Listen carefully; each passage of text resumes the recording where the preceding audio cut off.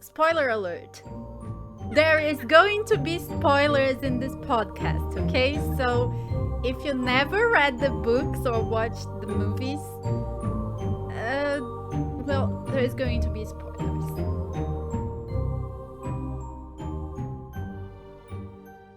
Hello and welcome to Harry Pod, o nosso podcast onde você vai aprender inglês com o Harry Potter. Eu sou a teacher Natália e esse é o primeiro episódio do nosso podcast, onde a gente vai começar com o livro Harry Potter and the Philosopher's Stone. A gente vai discutir alguns pedacinhos do primeiro capítulo. E para esse episódio tão especial, que é o primeiro, eu tenho um convidado, uma convidada muito especial, que é a minha amiga. Drumroll. Marina! Ei! A gente vai começar apresentando a Marina em inglês.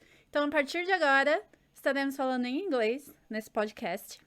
Okay. Vamos tentar falar no inglês mais devagar para começar, mais ou menos um pouco mais básico. E a gente vai indo. Hello! Good. Hello! Hello, my friend! Hi! Hi! Do you want to introduce yourself to our listeners? Yes, sure. Well, it's always difficult to introduce yourself. Yeah. But As soon as someone says, "Who are you?" you forget. Who am I? I'm nothing. Who are you? My name is Marina, and I'm a teacher. I'm a mom.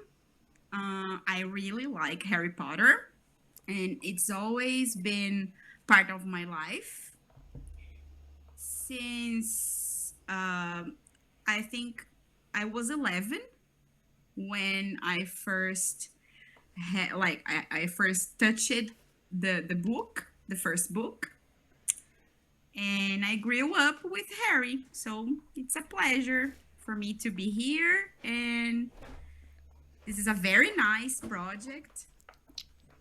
I'm proud of Nachi and all this job and to be part of it. Yay, thank you. Just a note, I am going to be referring to our guest as Meh, because that's how I call her. That's her nickname. Yes. Mm-hmm. Yeah, I don't like when people say something like Marina. It's so heavy, isn't it? Yeah, it's like when they call me Natalia. Or here in England, they say Natalia. Natalia? Yeah. Can you just what did I do? Yeah, no, what did I do wrong? Am I going to be punished? Yeah, that's it. Meh, before we get into the chapter and start discussing some elements of the book, do you want to tell us a little bit about how Harry Potter helped you learn English? Yes, sure.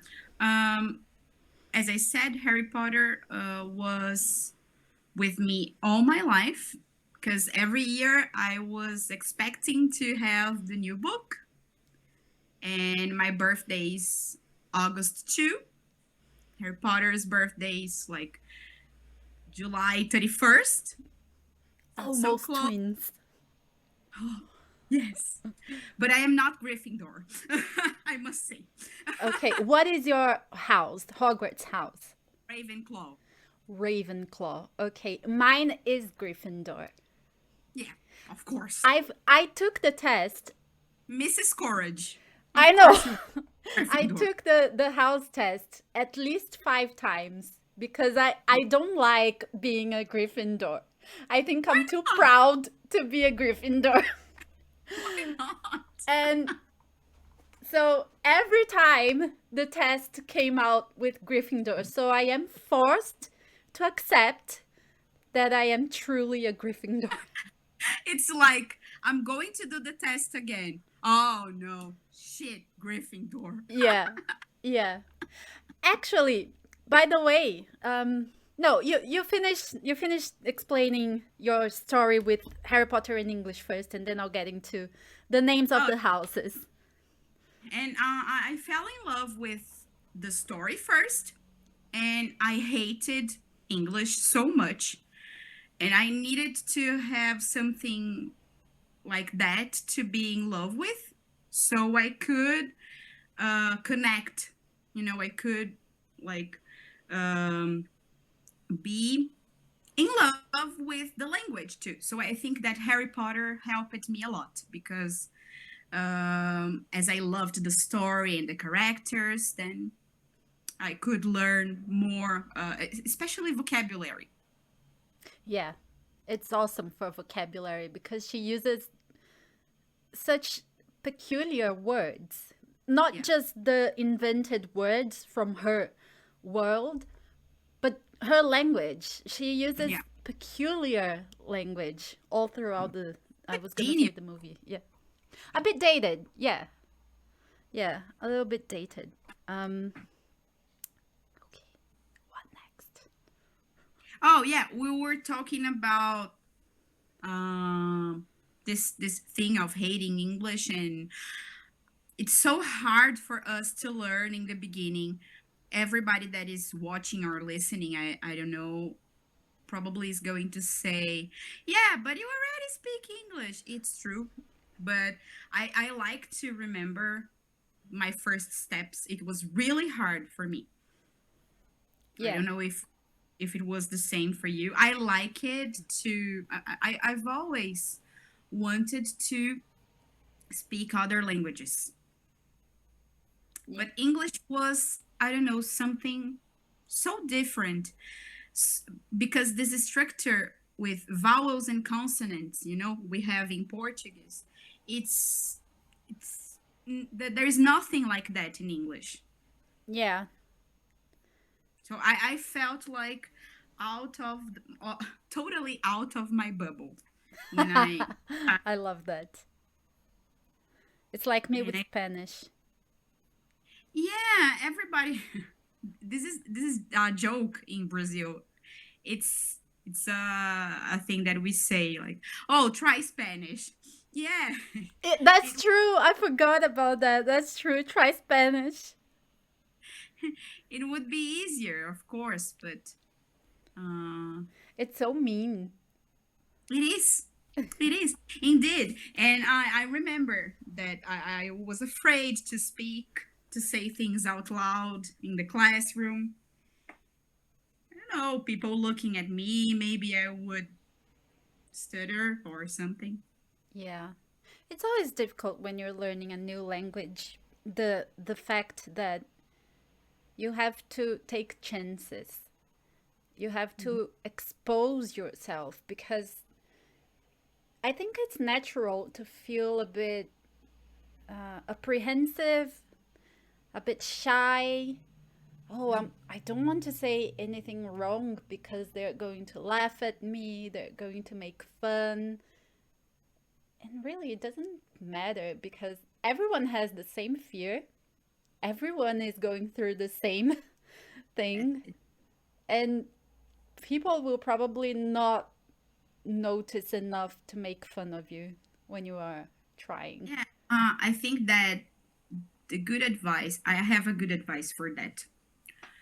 It's nobody's looking at you or watching you the way you are looking at yourself and you are observing yourself. Yeah, We think that people are looking at us, but actually they are looking at themselves. that's true. That's true. We think we are the center of the world, everyone is noticing us, but really? No. Important. Yeah, we're not so important. People have much bigger things to worry about than Yeah, because that. they are worrying about themselves. They are Exactly. important in their stories, isn't it? Exactly. Shall we Yeah. begin? Yeah. So, I thought that for today's episode, episode one, to make Mhm. things simple, we would start focusing on the description of the characters that appear on chapter 1. So, on chapter 1, we begin with Mr. Dursley. Yes. And the first thing I wanted to say, if you, the listener or viewer, have never read or watched Harry Potter in English before, the names are going to be different for you. In Portuguese, what is the name of the uncle in Portuguese, Mai? I think that... Oh no, it's not Osvaldo. É Valter. Yes! It was so close! Look! Yeah, so in the Portuguese version, That. what is it? I hate him. He's a douche. He's an asshole. Yeah. So in Portuguese, we begin with Tio Walter, and in English, we will be calling him Uncle Vernon. I remember the aunt's name. The aunt's name, because it's the same in English and Portuguese. No, it's because it's my Starbucks name. Why? I don't know. I like to listen to people like saying Petunia, and I say me. When you go to Starbucks, you tell them that your name is Petunia? Yes. That's okay. Okay, I have nothing to say about that. I always do that. It's so funny. No comments. Eugenia is nice too. Eugenia. Mhm. Do Eugenia! you do that for real? I do. I will record it. Okay. I'm a bit shocked, actually. I don't know what to say to someone who goes to Starbucks and says that her name is Petunia or Eugenia. It's always so funny. People around there are like, she's so young to be Petunia, you know? Or Eugenia. Yeah. Carrying on, we meet Mr. Dursley, Uncle Vernon, on chapter 1. So I wanted to focus on the description of Uncle Vernon for chapter 1, and then May, you can tell me what you think of him. What is your first impression of Uncle Vernon when you read his description? So according to the book, Mr. Dursley was the director of a firm called Grunnings, which made drills.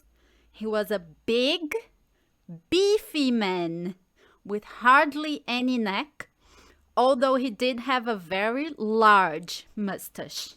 That is Mr. Dursley. Depois eu corto. Okay. Yeah, I think that the uncle wants to look powerful by the description. Okay. Because of the passion, etc. And he's, let's say, opulent. Opulent, yeah, I think that's a good word. Yeah, he wants to be like recognized by his power, by his let's say he has the control of the house, of the job, and you know. Yeah. I think he wants to have a menacing presence. Yeah, sure. When I imagine Mr. Dursley, all I can imagine is a very fat, middle-aged man. Yeah. Right? True. By the description, yes. Yeah. Big, fat, looking angry, not friendly at all. Yes, this is my impression too. She doesn't say a thing about it actually, but I feel that he's, by the description, the description is dry. Yeah. And sharp. I have the same impression. I have the impression that the description of the Dursleys is so brief and shallow, but that's on purpose to show that they are shallow. Yes. Right? They are ordinary. And they want to be like that. Yeah. They enjoy it. They're ordinary and proud. Yeah. Like, I'm so normal and boring. I love it. Be normal.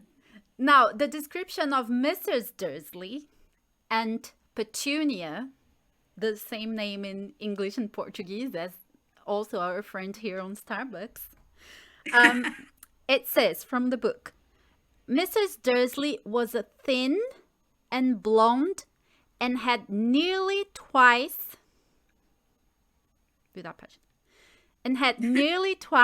usual amount of neck, which came in very useful as she spent so much of her time craning over garden fences, spying on the neighbors. The Dursleys had a small son called Dudley, and in their opinion, there was no finer boy anywhere. Dudley is nothing but that. I don't know. I know. Oh, here's the third character that has a different name in English. Do you Dudley. remember the name in Portuguese? It's Duda. Duda. In English, his name is Dudley. Dudley. Oh. Dudley. So when they describe Aunt Petunia here, when the author describes her as thin, with a very long neck, Yeah. she loves gossip. Do you want to help me explain what gossip is? Yeah, sure. It's when you say something about other people when they are not around. This is like maybe it's not that bad. It can be very bad. You can say very bad things about someone that is not close to you. But sometimes it's not that bad, but even you don't say those things in front of the person you are talking about. Yeah, you usually say it behind their backs. Yes, yes. This is so bad. It's horrible, isn't it? And that's the first thing that they say about Aunt Petunia, that she likes to spy on the neighbors and talk about their lives behind their backs, so gossip. And it says, I love that the way she describes Dudley, it's a one-liner. They had a small son, and in their opinion, there was no finer boy. So that says it all. It's a spoiled little brat. Mm-hmm. Yeah. Yeah. Dudley is the worst of both of them. He is. I think, well, at least in the beginning, we do see an evolution of his character. It's true. Yeah, as the story progresses in the later books. But yeah, he's not likable. He's absolutely not likable. He wants to be unpleasant, isn't it? He Yeah. wants to make these uncomfortable situations so he can be seen, noticed. He wants to be the center of the attentions of their parents Yeah, all the time. yeah. And I think not just the parents, but his friends as well. Yeah, it's true. He wants to be the leader of his friend group. And this is father's stuff, I think. It's his father. True. Yeah. And mom is the, I think, the cold way of, not caring about people's feelings and Yeah. Yeah. I can see what you mean, because we just mentioned that Uncle Vernon wants to be menacing. He wants to have control. And I think Dudley has much of that as well. Yeah. And like I said, he is a spoiled brat. So just for curiosity, for people listening, a spoiled brat is a child who has everything they want, whose parents do everything for them. And so they are annoying. They're the type of kid that think everyone needs to please them. yes. They can't be feeling sad anytime, or like they can't frustrate, they Yeah. can't suffer. Yeah. They think they need to be the little prince and princess every time. Yes. I'm sure all of us know at least one Dudley in real life, if not I know. many. Isn't it? Yeah, sad story. Sad tweet. Mm-hmm. Right. Yeah, this is very telling in my opinion, the way that the author describes the Dursleys. I think it's just so simple, so short, so right to the point. Because It that is. is exactly what the Dursleys are. They are simple in their minds, of course. They're not simple people. They like to appear very luxurious. But they're Mm-hmm. simple-minded. They are blunt. They're short-tempered. Yeah, Mm-hmm. that's the impression I have. Me too. They are always complaining about everything. Yeah, they're not nice people, are they? No. Normally, I think that we try to make things comfortable, but they don't. Yeah, they don't care enough to try and make things comfortable. Mm-hmm. All Just they for themselves. Exactly what I was going to say. All they care about is themselves and their comfort. Mm-hmm. And Dudley's. Of course, Dudley, the little boy. Oh, Dudley's comfort is so important. Dudley is such a little cutie. No, he's not. I want to punch Dudley in Oh, the yeah. first. I really want to punch him. In that chapter where we meet the Dursleys, it's a description of a normal day for Mr. It's a description of a normal day for Mr. Dursley. He wakes up, they have breakfast, then he goes to work. He works, and he notices throughout the day that some strange things are happening. He sees cats, he sees owls. What else does he see? Shooting stars. People with clocks. Yeah, yeah. He notices people dressed so crazy, isn't it? It's like, what the heck? I know. And then I want to read this part of the book where he bumps into someone in the street and he thinks it's odd.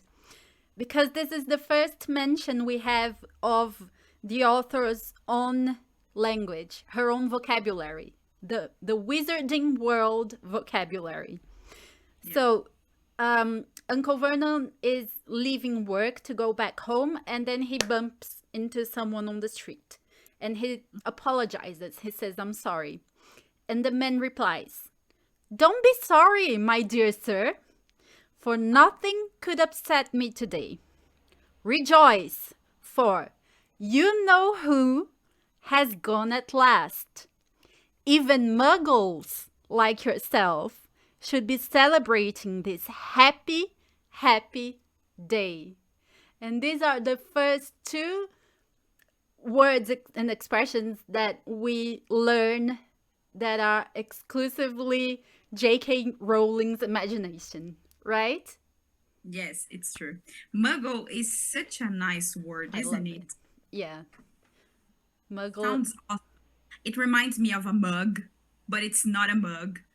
It's for a person, and it's, I don't know, it's amazing. Muggle.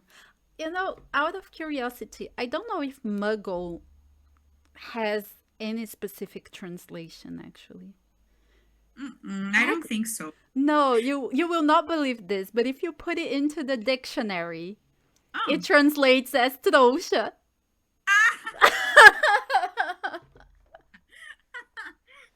Yeah, remember when I read trouxa in Portuguese, I was like, What? yeah, why is he a trouxa? Yeah, why is he calling him that?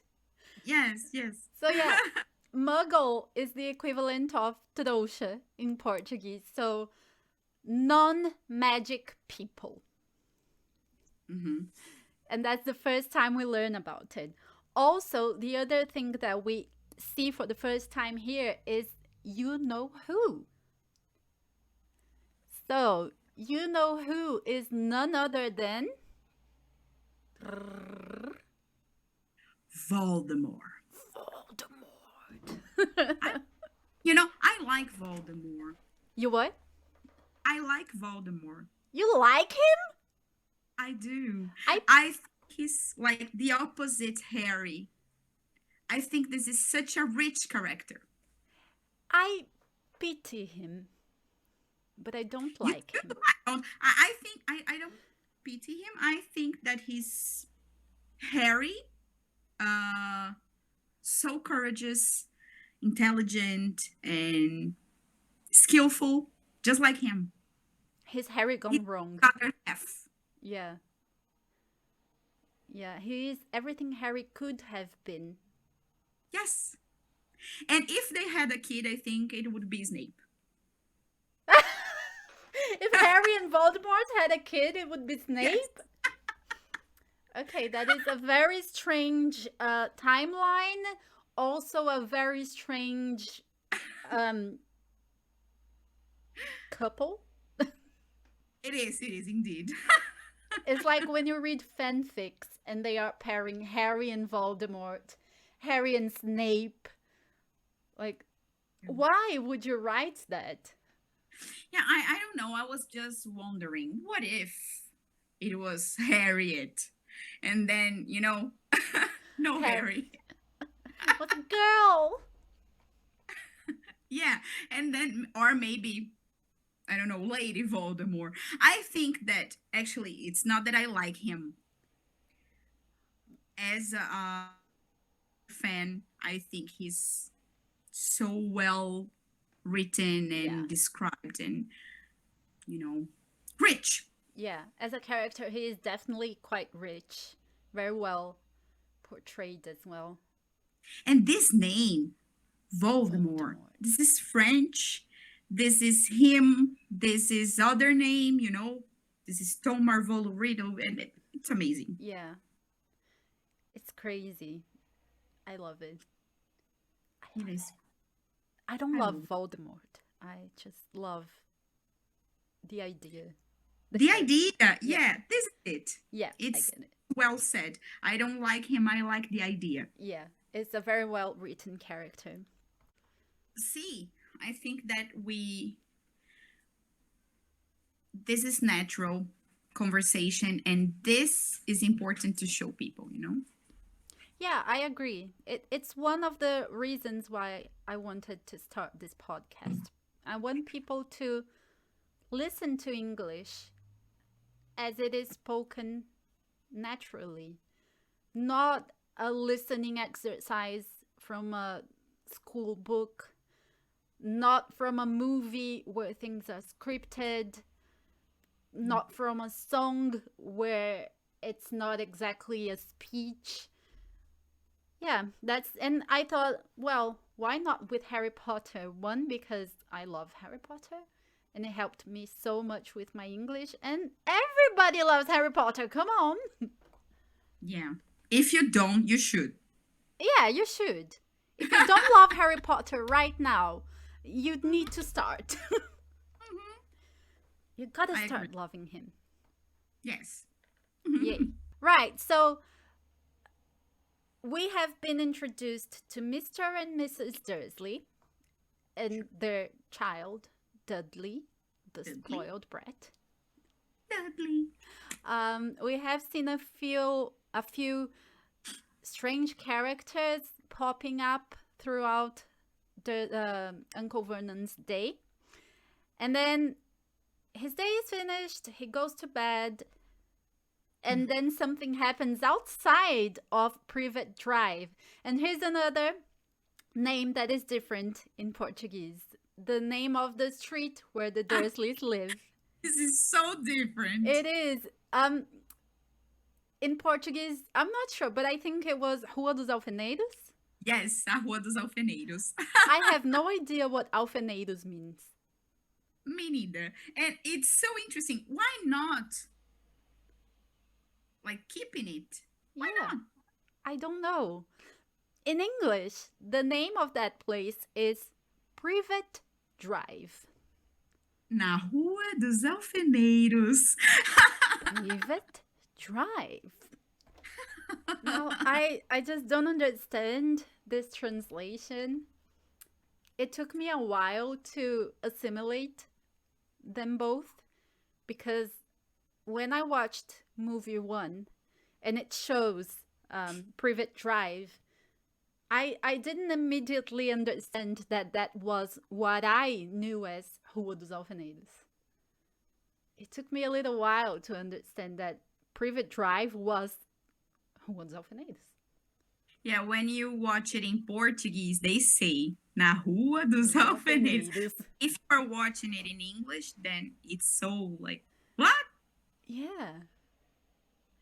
And what's going on? yeah. Alfeneiros. No A, no owl, no A, no, nothing. I have Free. no idea. Yeah. So, something is happening in Privet Drive that night. And that is when we meet one of the most important characters in the book. Drum roll again. Brrrr. We meet? Hagrid. No, Dumbledore. Oh, yes, Dumbledore. First we meet Dumbledore. It's like Dumbledore has such a main character already. Yeah.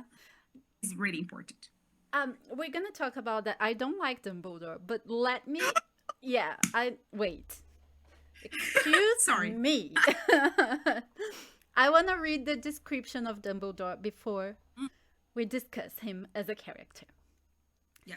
A man appeared on the corner the cat had been watching. Appeared so suddenly and silently you'd have thought he just popped out of the ground. The cat's tail twitched and its eyes narrowed. Nothing like this man had ever been seen in Privet Drive. He was tall, thin, very old, judging by the silver of his hair and his beard, which were both long enough to tuck into his belt. He was wearing long robes, a purple cloak, which swept the ground, and high-heeled buckled boots. His blue eyes were light, bright, and sparkling behind half-moon spectacles, and his nose was very long and crooked, as though it had been broken at least twice. This man's name was Albus Dumbledore. I loved it. I like the purple cloak. I love it. I love that he's dressed in purple right off the bat, because purple is my favorite. Yeah, because purple is such a nice color. Yeah, and it's my favorite color. Mm-hmm. But right away, the first thing I notice is the difference in the description of them, of Dumbledore and the Dursleys, right? Mm-hmm. Yeah. It's a little bit more detailed, and well, when we meet Uncle Vernon and Aunt Petunia, they are just doing normal stuff. Yeah. It's such a normal description. And then to talk about Dumbledore, she says he appeared out of thin air. He just appeared. He didn't walk into Privet Drive. He appeared. It says that he appeared where the cat was. So he appears talking to a cat. He was wearing... There's something about the cat. There's a what? There's something about the cat. I remember the cat in the morning. I think that the cat was reading the newspaper. Yes. Yes. It says so when Uncle Vernon is leaving for work. He says he saw a cat reading the newspaper. No, that's impossible. The cat must have been looking at the newspaper because cats don't read. It's everything about him is interesting. The color of his clothes, his nose, which is long and crooked, his hair, silver, yeah, hair and beard, and so long, and he wears high-heeled buckled boots. Who wears that? So, right from the description, we know this man is nothing like the Dursleys. What is your first impression of Dumbledore?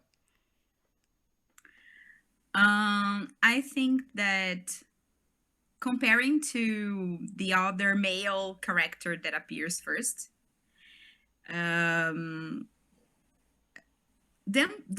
and Hagrid are truly opulent.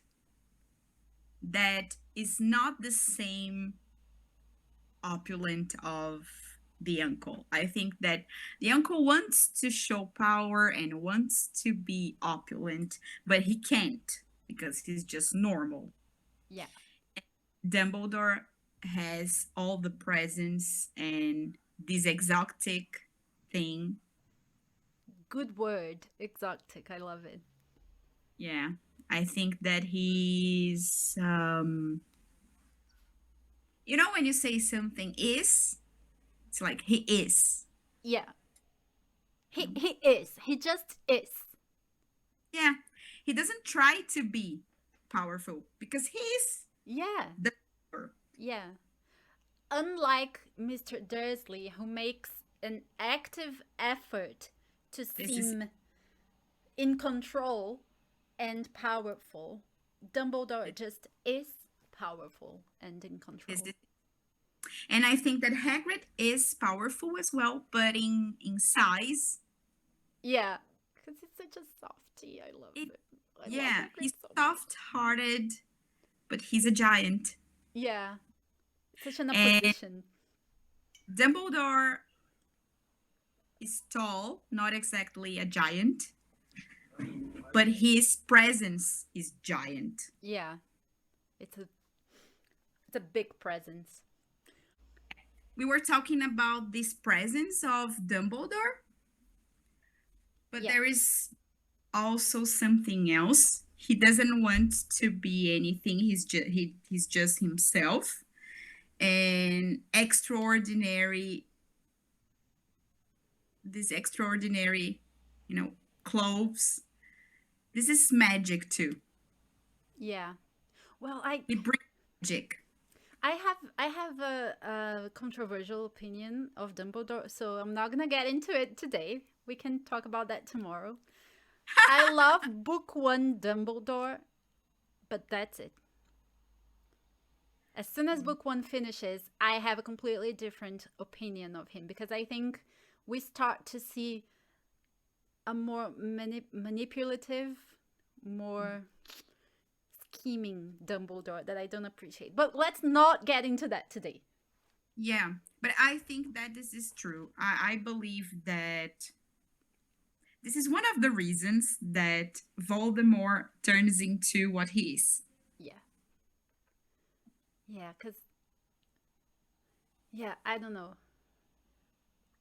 I think Dumbledore tries to appear unpretentious. Unpretentious, is that a word?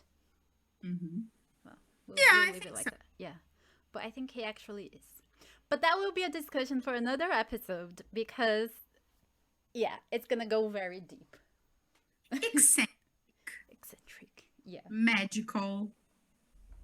And opulent. Naturally opulent. Yeah. But then in contrast to Dumbledore, a bit further into the chapter, we meet Hagrid, who is one of my favorite characters. That's why I said Hagrid before Dumbledore. Because that's the character that matters. Yeah. Yeah, and Hagrid comes... I'm not going to read his description, but it just says that he comes from the sky, flying on a motorbike. And the motorbike is so huge, but that Hagrid is also like even bigger. And the sentence that she uses to describe Hagrid, actually, she says, wait, now I'm getting, yeah, I found it. He says, he looked simply too big to be loud. Like, he's gigantic, but in such a contrast to Dumbledore, who is eccentric and thin and long, but like kind of not delicate, but gracious. Dumbledore is gracious, whereas Hagrid comes up as wild looking, ragged. I would say that Hagrid is organic. He is very organic. I love him so much because he has this rough appearance, but he has such a soft heart. He's such a cute, sweet person. Yeah. So loving and caring. I don't know if you think the same, but I believe that he's always caring about Harry's feelings. He does. Yeah. Yeah. So I would say that together, Dumbledore, Snape, and Hagrid are Harry's father. Snape? Yeah. Why? Because Snape is the acid dad. Okay. He teaches Harry not to trust everybody. Right, that makes sense. I never thought about that.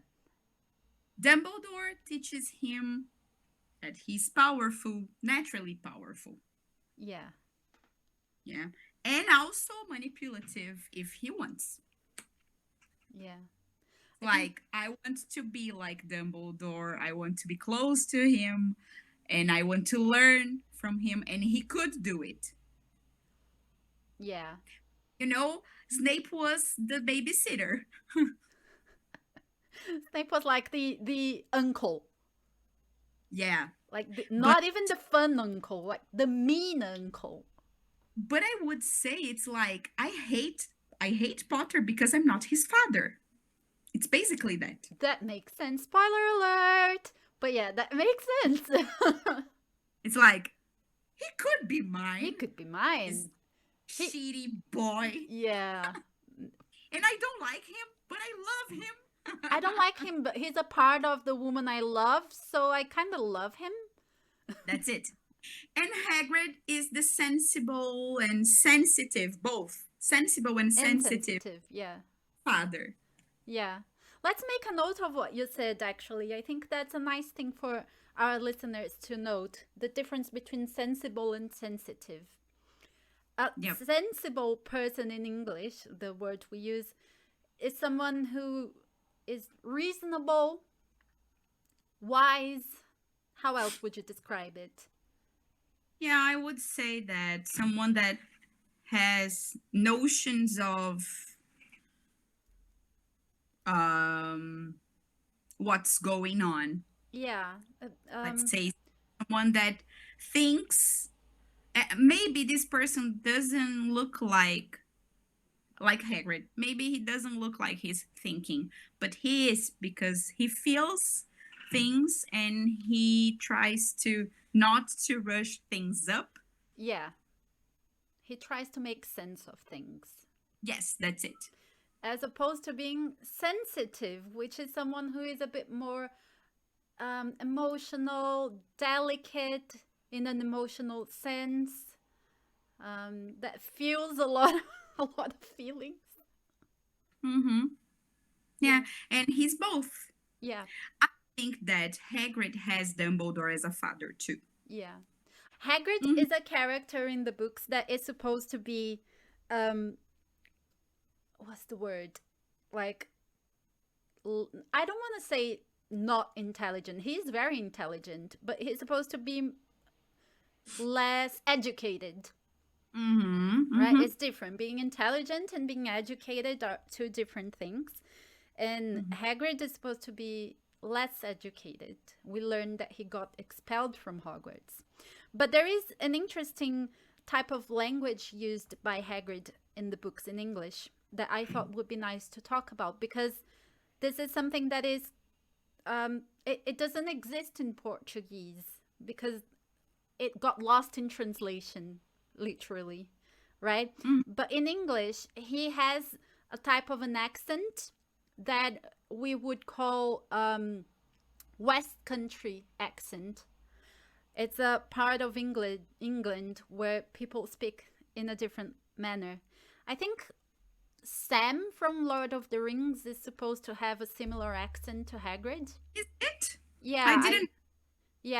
I think it's supposed to be like from a similar type of region in England. But let me just read one very short paragraph from Hagrid. So he arrives in the motorbike and Dumbledore asks him, what happened to the house? How did you get the boy? And he says, no, sir. House was almost destroyed, but I got him out all right before the muggles started swarming round. He fell asleep as we was flying over Bristol. And that's my best impression of Hagrid's accent. It's not very good. But you can say that his accent is different in that he is not using the proper structures. He says we was instead of we were. So it's kind of saying nós estava. The equivalent of saying nós estava. Nós estava, muito bom. And Hagrid, né? It's very Hagrid, yeah. So Hagrid. It is so Hagrid. But it doesn't mean that he's stupid. He's just... No. It's so... What's the word? Authentic to him. I think that it's not... It's country manner. Yeah. Like, yeah, it is. Not academic. It's not. And you know what? Living in England, I've been here for 6 years now. I can tell you that a lot more people speak the way Hagrid speaks than the way Dumbledore speaks. So, Dumbledore is academic. Yeah, Dumbledore is very posh, very polished. Yeah. He's a man of books. Yeah. And Hagrid is a man from the people. Yeah. Hagrid is the one that plants things and buys worms and buys dragons. Spoiler alert. Yeah, so I just wanted to call people's attentions to the fact that we will discuss more Hagrid's language as we move on with the chapters, but I just wanted to make a note here because I think it's interesting that she uses different accents as well. Yes. And I thought, just to end, because there's been a lot to discuss in this chapter, and I know we're going to go into chapter 2 a little bit, but I thought just to finish this episode, we should actually finish with a description of the man himself. Drum roll. The Potter. Harry Potter. Mr. Potter. So yeah, I'm going to read the description of Harry and then you tell me what you thought when you first read it. Okay? Because it's, yeah, let's go. So this is what we learn about Harry the first time. Perhaps it had something to do with living in a dark cupboard, but Harry had always been small and skinny for his age. He looked even smaller and skinnier than he really was, because all he had to wear were old clothes of Dudley's, and Dudley was about 4 times bigger than he was. Harry had a thin face, knobbly knees, black hair, and bright green eyes. He wore round glasses held together with a lot of sellotape because of all the times Dudley had punched him on the nose. The only thing Harry liked about his own appearance was a very thin scar on his forehead, which was shaped like a bolt of lightning. And that's Harry. That's the first time we meet the hero. And he's a My 0. is a sick boy. Is that your impression? Because that's my impression. It was a sick boy. Yeah, I thought this kid is malnourished. He needs a Like- doctor. Yeah. Poor Harry, no food for him. Yeah, because my first thought was this kid needs, first of all, food, a doctor, and a psychologist, Mm-hmm. right? Yeah, I think that it's exactly what I thought at first. I was like, oh my, this is the book's name. And, what happened to him? Yeah, what's your problem, boy? It's like, But yeah, this is the guy. And What isn't the it supposed to be the main character on? of the book? yeah, I think that it's not talking about him. Is it? Is it ironic? I don't know. Isn't it ironic? Look, pirate. Uh-huh. Don't Just you a bit. think? Yeah, don't you think? It's like rain. Rain on a wedding day. Pirate. But I thought we would just end on a high note and leave it here on a cliffhanger, and we'll talk about Harry the next episode. Well, you are very welcome to join us for episode 2 if you want. Why not? Why not? Why not? So Why yeah, not? episode 2 we can discuss a little bit more about Harry, and we're going to see a bit more of that vocabulary and language that is exclusive to the Harry Potter books, so like muggles and you know who, and we can dive a little bit deeper into what we think of Harry, because Yeah. I love this chapter. Yeah, me too. I just think that there is something else I noticed about Harry. I think that in this description, Harry is not dry described just like the Dursleys, but he's not opulent at all. Exactly. Yeah, it's not like a shallow description like the Dursleys. It doesn't show him as a very normal, boring person, but it just shows him as like humble. Yes. Yeah, I It- love it. Can you see Pirate? Pirate. He wants to go out now. Thank you so much for joining me on the very first episode of the Harry Pod. Oh, it was such a pleasure for me. You can't imagine. Oh, it was such a pleasure for me too. Thank you so much. I'm so happy. And I think then I'll see you on episode 2 to talk a little bit more about Harry. Yeah. Yeah? Yeah, I'll be here, sure. Okay, so I'll see you next time. Thank you everyone for joining us today. And yeah, that's it. Bye. Bye, guys. Bye. See ya.